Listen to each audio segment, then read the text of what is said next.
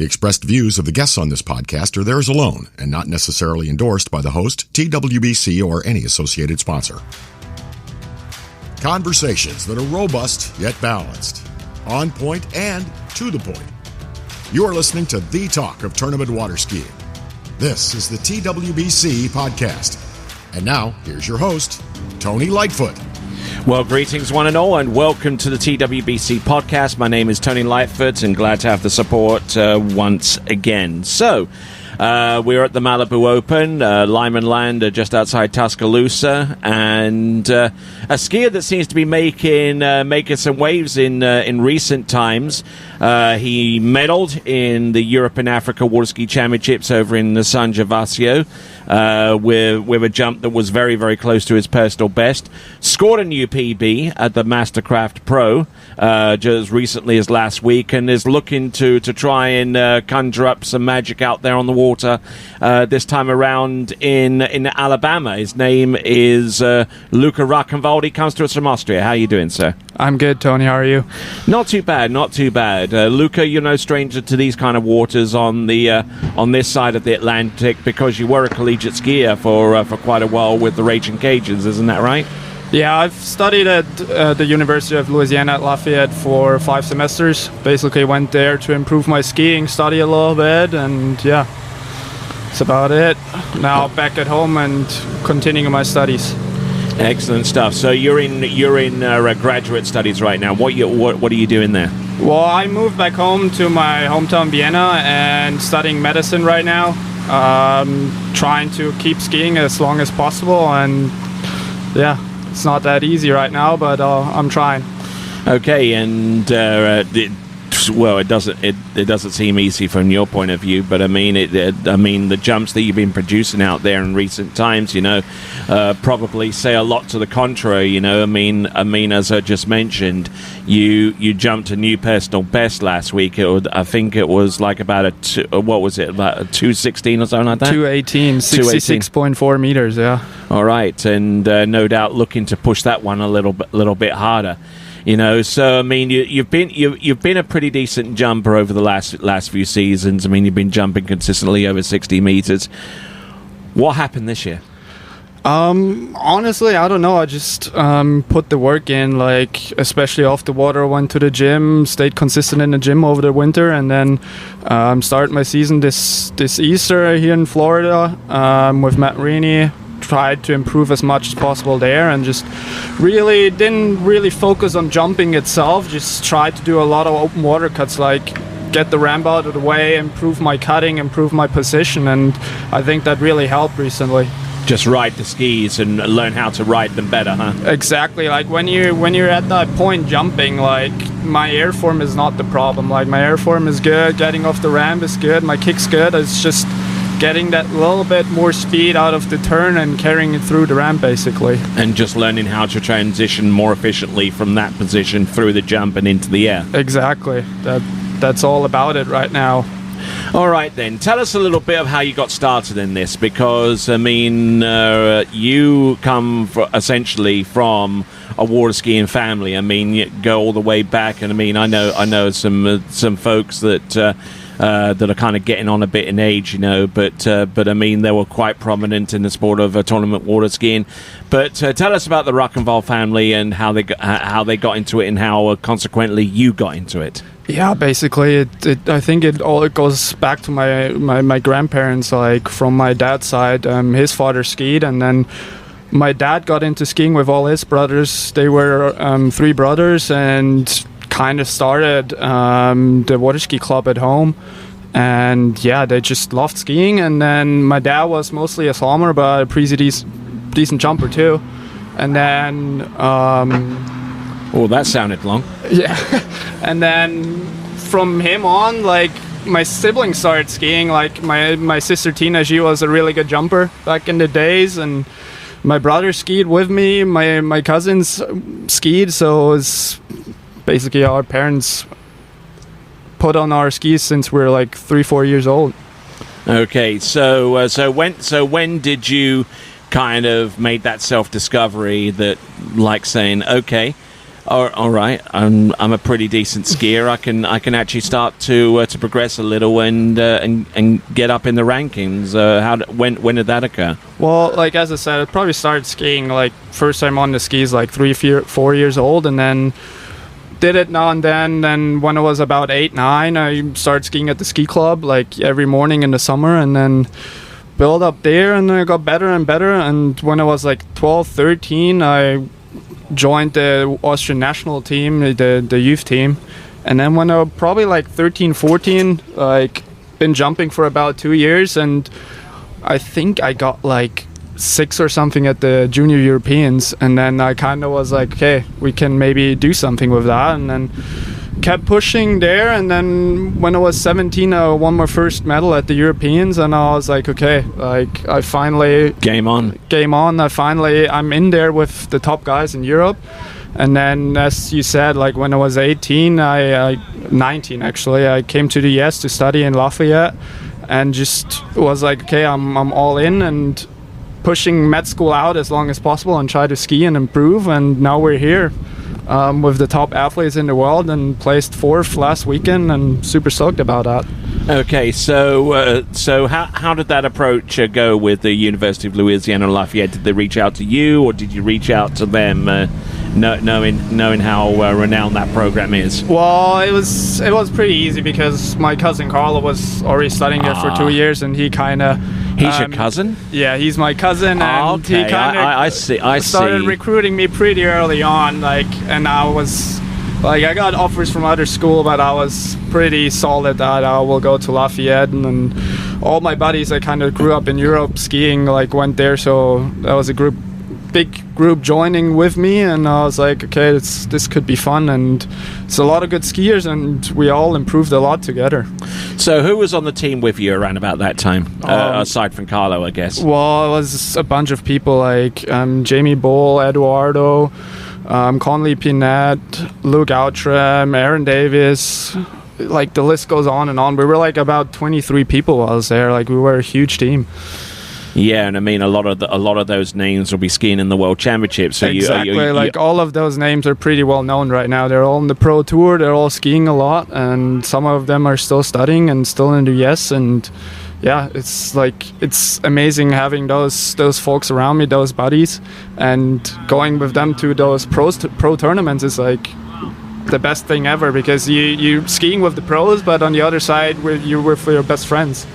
All right, tell us a little bit about how you prepare for a jump set. I mean, I think you slalom and you trick, don't you? I mean, I you do all overall. 3, but like especially here right now on the pro tour, I'm just jumping. It's by far my best event. I did the World Water Ski Pro Tour in the summer. Did the Austrian tour stop.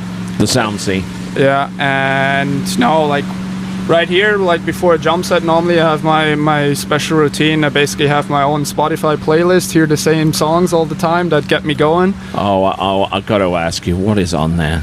Well, it's a bunch of not like hard metal like Rammstein or anything like that. No, it's nothing like that. It's mostly a little bit of rap, like Eminem, You Lose Yourself, like songs like that keep you. Oh yes, from 7 Mile. Yeah, it's 8 Mile. 8 Mile. I'm sorry. Yeah, and that's a really good song to get me going. Like, it's normally the last song before I go out the water, and hypes me up a little bit and gets me going. Like, I'm ready to go, basically. Anything else on that Spotify list? Another song probably is really good is Win.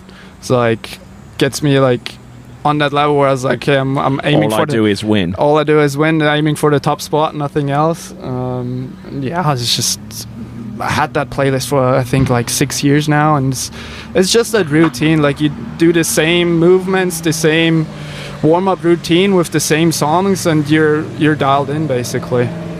Okay, yeah, I'm just trying to like play those in my head right now, and I can definitely understand how they would work for jump. I mean, mine's a little more sedate, whenever I get into announcing or anything like that. Anyway, mine Genesis or what have you.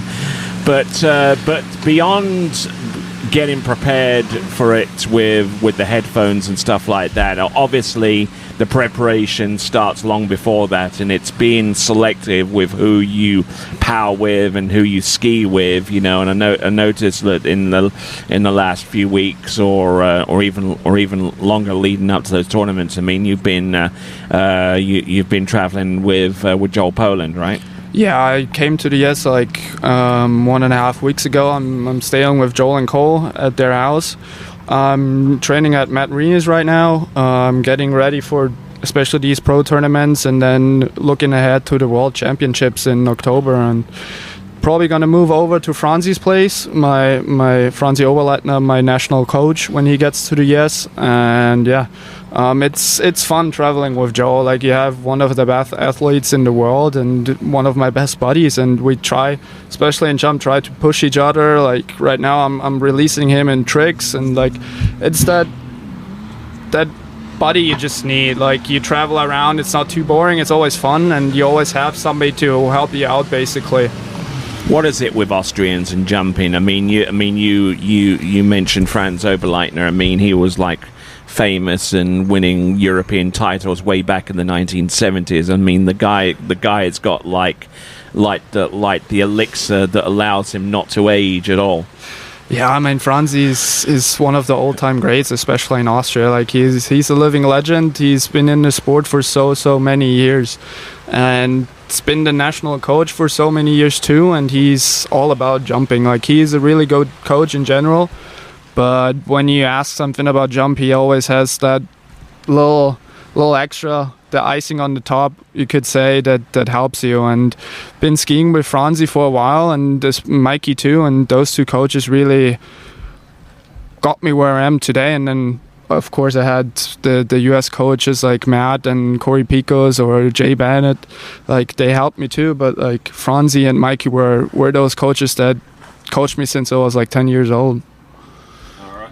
All right, and I mean the influence of Franzi, I mean, is well renowned within Austria and beyond. So, I mean, we're approaching the tail end of the season. We're at the penultimate stop of the Water Ski Pro Tour. I mean, it's essentially the last stop of the Water Ski Pro Tour. But then the World comes along. It is the big daddy. So, I mean, you're obviously trying to eye that up, but a lot of people try to temper their emotions and to make sure that just before the event nothing untoward happens. So I mean, how do you prepare with that in mind? Well, of course, it's the World Championships. It's the biggest event of the year. Didn't go too well for me 2 years ago. Mostly because I was preparing for the collegiate nationals, didn't jump a lot on 6 foot, but this year it's a whole different thing. I'm up there with the best in the world, and it puts a little bit more pressure on me to like get a good placement out of it. But I'm just gonna do the same thing as always. I'm gonna ski with Franzi. I'm gonna do overall at the World Championships, so jump, trick, and slalom. But of course the focus is on jump. But I'm not going into the tournament like I have to like get a medal out of it, but of course I want to place up there. But in general, I'm just trying to do my thing, not focus too much on the other people, like maybe get another PB out of it. Jax is an amazing side. Like, you see all those people jump PBs there, big jumps, and I'm just gonna try to do the same thing, and we'll see what the placement is in the end, but mostly focus on myself. And, I mean, a lot of people are listening to this and probably rather new to tournament water skiing, but I mean, the two major ramp heights are 1.65 meters high, which is 5.5 feet, and 1.8 meters high, which is 6 feet. I mean, when people ask what's the difference between the two, they very succinctly say, well, it's 6 inches or 15 centimeters, between the two at 35 centimeters. But there is a remarkable difference in technique and your approach to jumping 6 foot compared to 1.65 meters high, because if you're not careful, it'll swallow you and spit you out. Exactly. The 6 foot ramp is the maximum, and it's a big difference from the 5 and 5.6 ramp.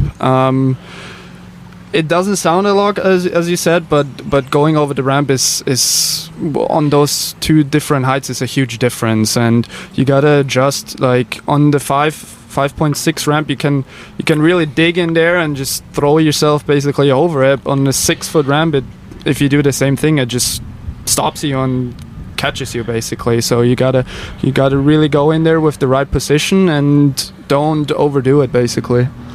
All right, then. We talked a little bit about goals with the World Championships. What about a tournament like this, the Malibu Open? I mean, you've skied here 1 or 2 times. You've taken a couple of practice rounds. How was your practice round really?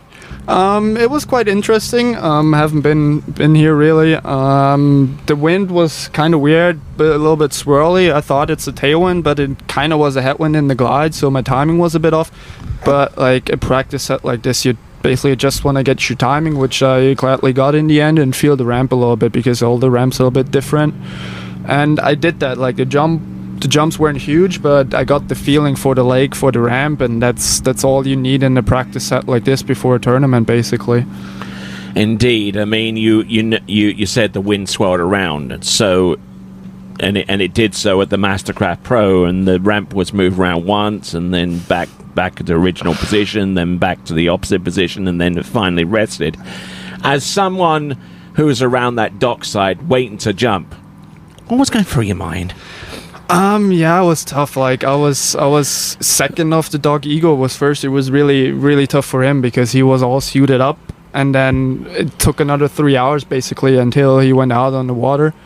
It's tough for 4 hours and 15 actually. Yeah, it's crazy, and it's tough for skiers. Like we get ready, like as I mentioned earlier, I have my routine, and then you basically get stopped in the middle of your routine, and then start all over again 2 hours later, and then another 2 hours later, which is not good, especially in jump, because it's such a how long's your Spotify playlist? Yeah, no, that too. But jump is such a challenging event, and so many things can go wrong. And if you like have to wait like 30 minutes, an hour to go out there, and you've been just sitting around, you cool down, you lose that adrenaline, and like it's a whole different story when you're out there again. So it wasn't easy. I gladly did really good. The prelims were a little bit crazy too, because we had some boat issues, but I managed to end up in the 4th spot in the final, which I'm really glad about. And as you said, coming into this event,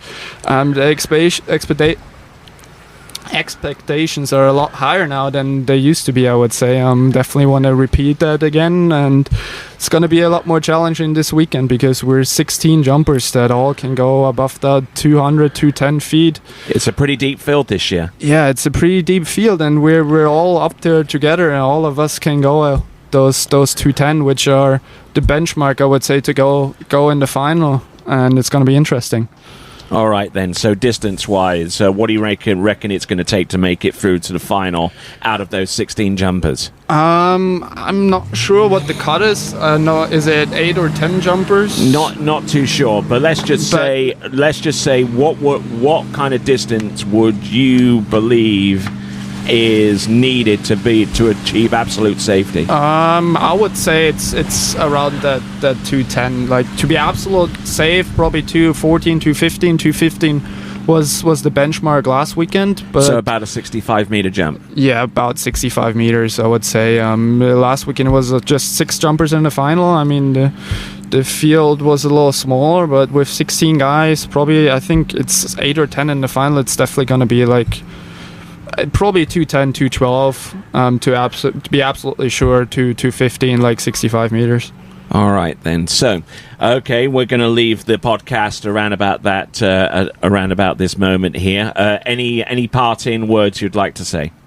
Well, as I mentioned, everybody that got me here where I am. I'm really happy to have the support of all my coaches, my team, my family, of course, and all my friends that helped me along the way, that also coached me. And it's just fun to being around your friends at these tournaments, and also being one of the best in the world. And I'm just enjoying it as much as I can right now. At some point, med school is gonna catch me and work is gonna catch me, so I'm just trying to live it right now, I would say. And probably some of those lessons from med school could come quite in handy for some of your competitors. Well, hopefully not, but maybe. We'll see. All right, then. This has been the latest edition of the TWBC podcast. Thanking you very much for your support. Tony. And with that, and until the next time, it is ciao for now. Thank you for listening to the TWBC podcast. Be sure to check out our website at waterskibroadcasting.com. Links to our presence on major social media platforms can be found there, as well as updates to our webcast and this podcast. Duplication or rebroadcasting of this broadcast without written consent of TWBC is prohibited. Subscribe to us on your favorite podcast platform, and be sure to join us next time for the next edition of the TWBC podcast.